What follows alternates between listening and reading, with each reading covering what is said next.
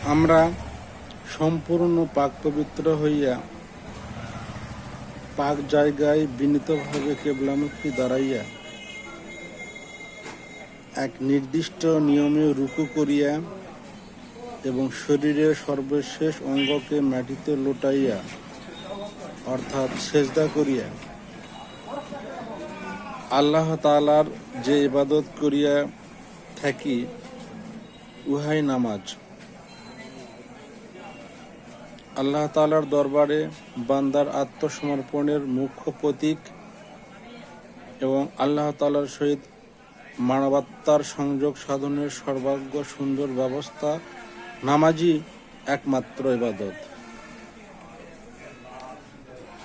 যাহা সম্পাদনে মাথা হইতে পা পর্যন্ত সমস্ত শরীর এবং তৎসহ শরীরের ভিতর ও বাহিরের সকল অঙ্গ প্রত্যঙ্গই কর্মতৎপরতা প্রদর্শন করে।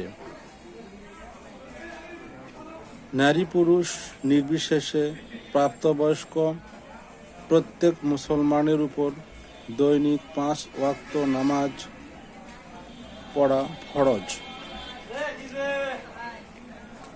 বা অবশ্য কর্তব্য।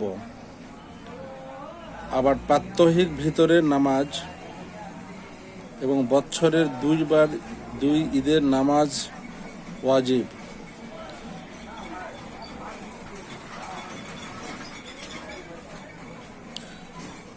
আবার কতিপয় সুন্নত নামাজের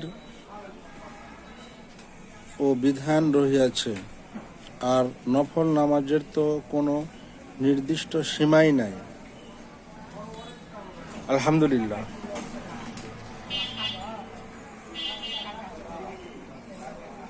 ভিডিওটি যদি ভালো লেগে থাকে